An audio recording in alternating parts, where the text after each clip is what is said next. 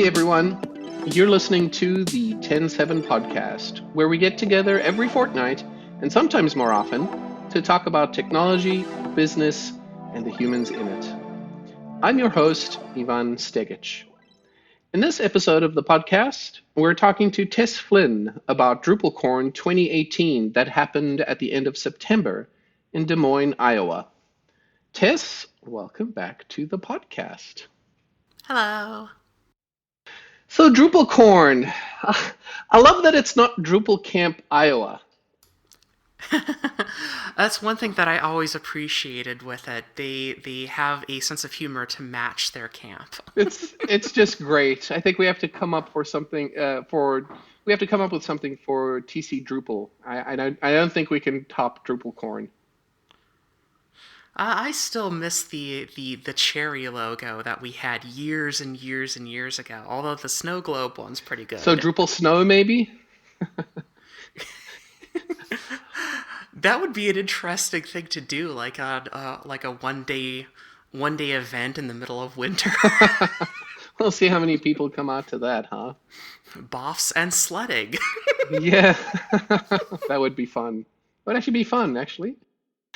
So let's see, DrupalCorn. This year it was at the Center for Higher Education in Des Moines. Is that on campus somewhere? I'm not familiar with where that is. So it was in a business school that got bought out. There's a bit of a story about this. It used to be, I think, an independent business school, and then it got bought out and brought into the university system. And yeah, there's a bit of an interesting story behind that, but that one's not mine to tell. Okay. So on some sort of a former business school campus, and from what I could tell, the format was exactly the same format that we've had at DrupalCamp Twin Cities. So training on a Thursday, sessions and keynotes Friday, Saturday, and then contribution day on a Sunday. That's a lot of programming for a camp. It is. Yeah, it is. Do you think it's overkill? I think that it's up to the camps to really determine if that scales for their audience. And I did participate in the closing session for DrupalCorn, which was mostly for camp organizers and volunteers, but I was in the same room and I decided, I'll just stay around and see what it goes, because they were inviting anyone who wanted to stay for it. And it sounded like they had lots of people attending the training sessions, that they had no problem filling those out. And the first 2 days seemed perfectly fine. It didn't seem like there was a massive drop-off in individuals or people at either one of those. And that closing session, was that on the Saturday? That was on the Saturday. Okay. I mean, it takes a lot of time and a lot of money to plan and execute such an extensive program.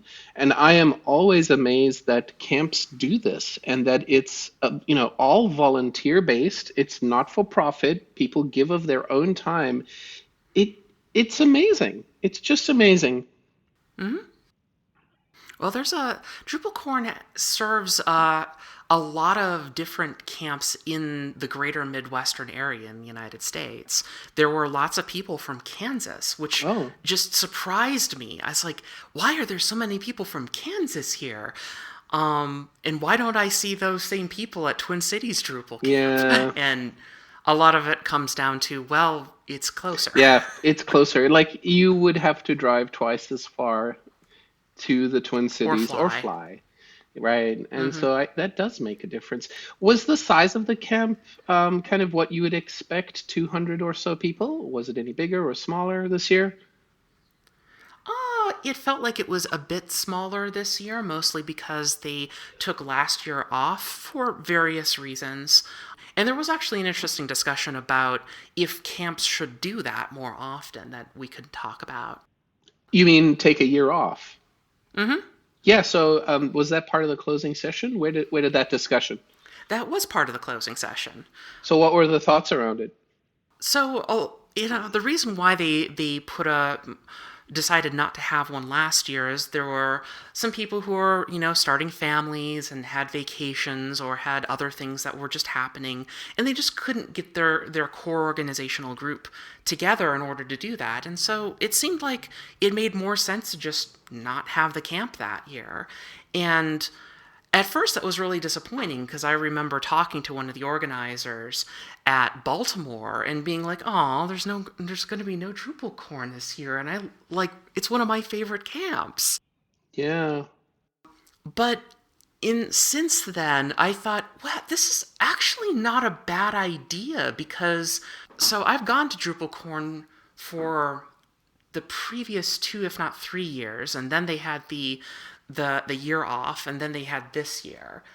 And one thing that I always was kind of surprised by is that compared to the last DrupalCorn, there was more energy at this one. There was more focus, there was more drive, there was more enthusiasm. And I think that actually is something to be said about taking a year off occasionally. It lets your organizers rest so that the next year they can really go at it. And I've been thinking about this a lot about Twin Cities DrupalCamp because DrupalCon Minneapolis is in 2020. Should we even have a camp in 2019? That's a tricky one. Yeah, that is a tricky one. It feels like we've been evaluating whether or not, like, not just whether or not the camp's going to happen, but what the format of the camp might be as well. Mm-hmm. And I was at the Twin Cities Open Source CMS Unconference, mouthful, this weekend. And it just struck me that having an unconference-like format for a camp makes it so much easier to organize and to put together people that are kind of basically there to learn, just like what the camp is for. And I wonder if it isn't not just taking a year off, but maybe there's unconference like event might be a thing to consider as well. Yeah, and I think those concepts can actually play well with each other because people who like the unconference format might not be the same people who normally run a conventionally focused camp. In which case, why not just do a slightly different Drupal event that year for the area? That might work too, and then you can compare and contrast later. Yeah, that might be a good idea for us. It's interesting how all of this has evolved in the community and how Drupal compares with local camps in WordPress and other communities. It's just fascinating that all of this happens the way it does. So I want to ask about the keynotes. So there were 2 keynotes. Tiffany Ferris from Palantir.net keynoted, and I think the title of her keynote was Learning at Work. And that was on Friday. And then Matt Westgate from Lullabot keynoted. And I love the title of his keynote, How to Fall in Love with Drupal Again. What are your takeaways from the 2 keynotes, maybe either as a whole or individually? I assume you went to them. I did go to them, but both nights, the previous night, I had terrible insomnia problems. I was just not getting used to the hotel bed. And so I was still a little blurry, and I couldn't quite remember, and my nose was already like on the screen working on my module project anyways. So I actually had a hard time remembering almost anything about those talks right Oh now. no.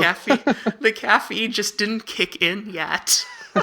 Well, I would then recommend users who are listening or listeners to look at the recordings on the DrupalCorn.org website, because I'm pretty sure that Kevin Thal was there recording every single session, and most likely the keynote is included there. Yeah, I believe that I did talk to him after the first day, and there was one session that just didn't record for other reasons, and the next day there was 100% capture. Wow, it's just amazing what he does for the community, isn't it? I always have a special place in my heart for the AV guy. Yes, absolutely. Absolutely. So schedule at DrupalCorn wasn't just sessions, right? It wasn't just pre-prepared sessions. There were buffs listed there as well. Did you go to any of them? I did not. I didn't find any of them that were that interesting. And I found a lot more sessions which were interesting. So I really wanted to go to a lot of those. And I do remember that on the first day I was there, Friday, I even skipped out on an entire session period and took over an empty BOF room just so that I could decompress and go over my talk before giving it in the next period. That was probably a good thing. So let's talk about your session. So you presented Dr. Upal Is In, Health Check Your Site. Can you tell us a little bit about the session and maybe what you were hoping the outcomes of the session would be? So really the session is about trying to teach people, instruct people how to perform a technical audit of your Drupal site. A lot of the time, people who have Drupal sites who are individual organizations or are freelancers might not necessarily know how to really inventory a site. And there's a variety of different circumstances, like you're looking at doing an upgrade, but you don't know what all of your site has in it. You're a new employee and you don't know how to quite wrap your head around the site. The site was just dropped in your lap and now it's your problem and you need to figure out what to do with it. So how do we really get a good sense of what a site is doing, how it's working? Is it healthy or not? Does it have problems or not? Does it have things that will become problems in a short amount of time? What tools can we use to examine those? And how can we perceive all of this and make it so that we know how to proceed to get our sites back onto a track towards being healthy? So the health of your website is really important, and that's exactly what your talk sounds to be about. You talk about some tools during the session, but you also point out that there is, human interaction that needs to be done to evaluate the site itself, right? It's not just about running tools. Yeah, no one tool or even entire toolbox of tools is going to be able to tell if your site is healthy or not.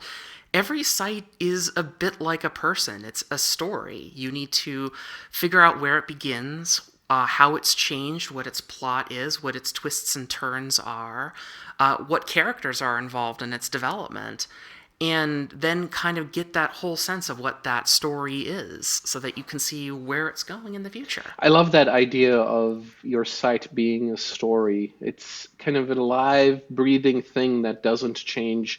Well, people think that it isn't a live, breathing thing that doesn't change, but it is. And people add content and submit forms, and things get out of whack sometimes. So it's not exactly the same as when you launch it. And I love the idea that it needs a doctor, just like a human does as well. It's a great idea to think about. So your session went well. I know you usually bring swag and you give that kind of stuff out. That's awesome. Now, there were some sessions in the schedule that caught my eye that I thought were really interesting that I wished I could have gone to if I had gone to the camp. One was Wilbur's Docker-based Battle Royale, which is a great name for a session. And Yes. the other one was a guy by the name of Andy Olson, and he had a talk called Audit Your Theme. Now, I know you've seen Wilbur's talk, probably at TC Drupal. Did you by any chance go to the other one? I did go to the Audit Your Theme one because that was really quite interesting. Theming is not my particular specialty, and I actually really don't know how to approach that entire discipline of auditing a theme, and this gave me a lot of framing for how to look at that and what to look at, and that was really, really fascinating.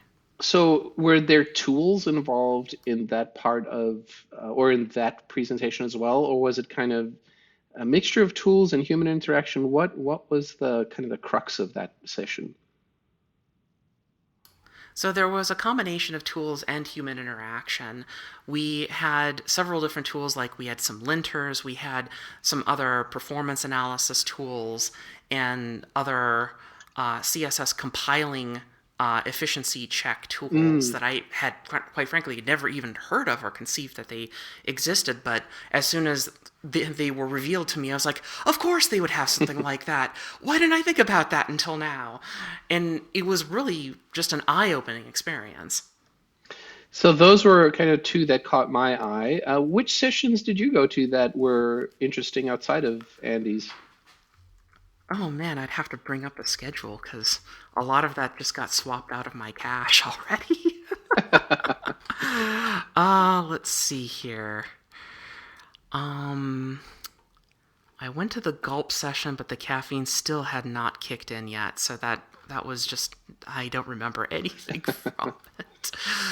And then that's where I skipped a period because I needed to One, two, practice. three. So they were four tracks. I went to Yeah, there were several different tracks. Sorry. I went to the mental health and tech one. It is a very similar presentation to one that's been going around at a variety of camps and cons, but it's really nice to see an update on that.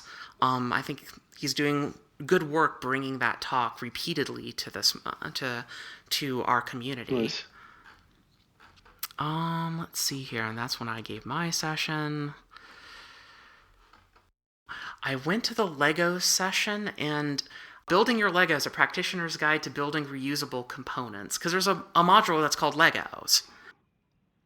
And I didn't know about this, and it was actually a fascinating counterpoint to paragraphs-only sites.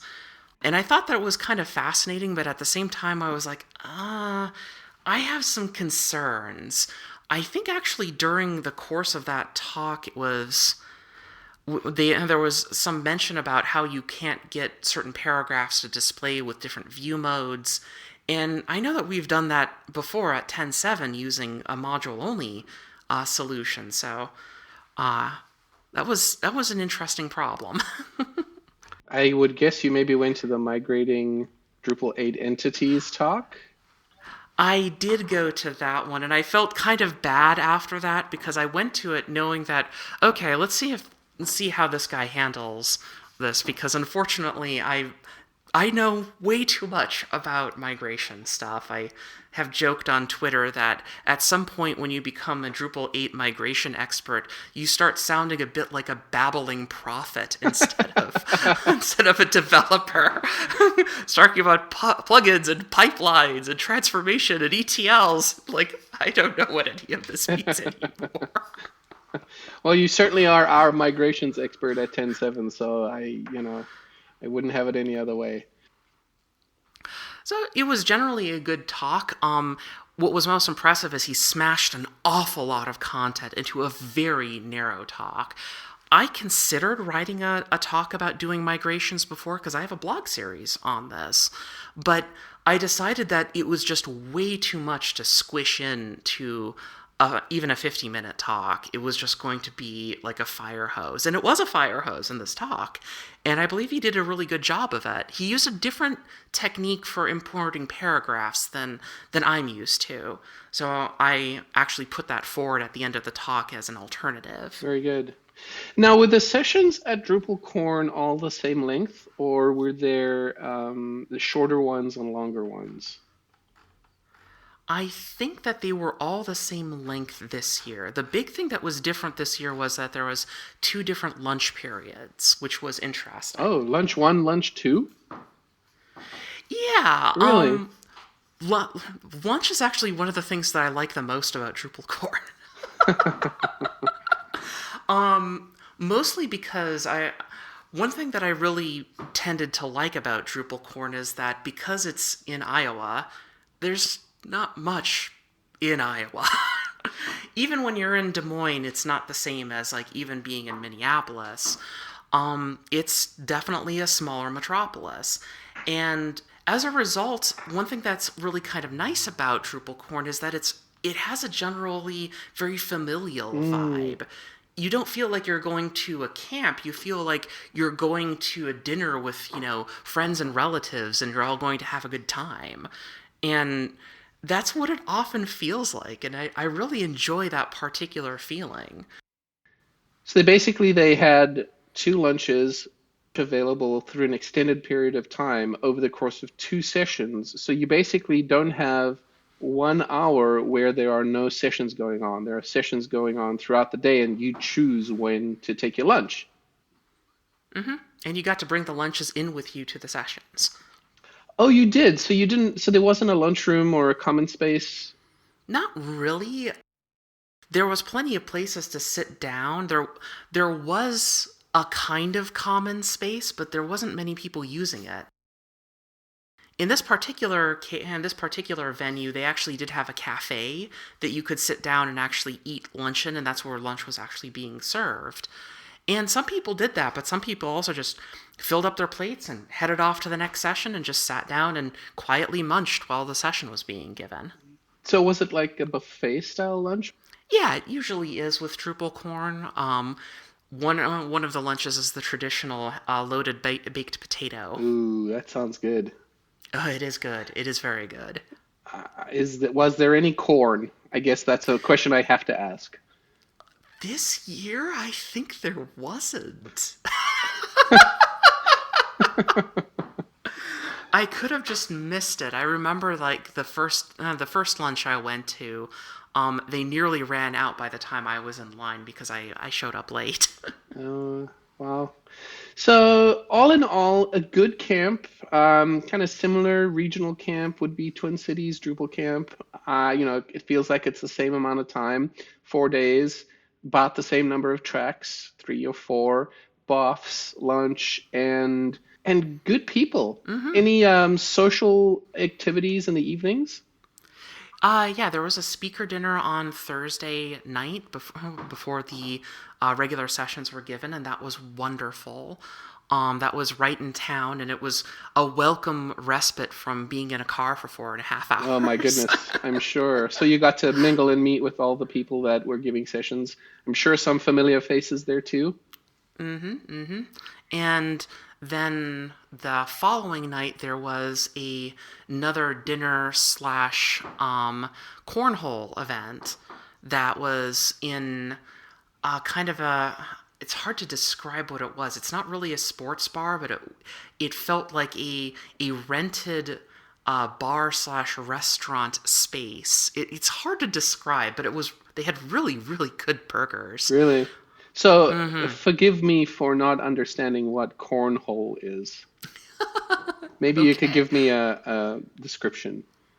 So first of all, imagine a board that is at an incline of, let's say, 10 to 15 degrees off from the ground, and about 3/4 of the way up from the edge that is touching the ground to the top of the board is a hole. And the rest of the board is very highly glossily painted so that it's kind of slippery. Okay.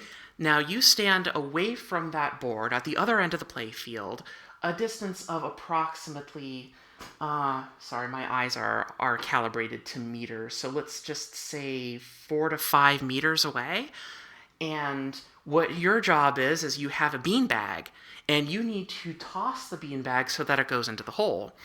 And that sounds really simple, except that there's a bit of technique to it. You can't just toss it and have it land directly in the hole. It's best to kind of put a bit of, either you have to undershoot it but with force so it goes up the board and down into the hole, or overshoot it with just enough force so that once it lands, gravity will actually carry it back down into the hole, because you almost never can like throw it directly in. So this sounds like a game that you would play in bars, and maybe you'd get much better or much worse depending on how much beer you've had. That's generally the idea, yes. I mean, I was introduced to this at the first DrupalCorn I went to, and that was a lot of fun. That camp was particularly a lot of fun because it was in a school, and they had all of every event, every lunch, every before event and after event was actually in the same location. So that really made it feel very comfy, like you were just coming home to have some fun. And that was great. That's awesome.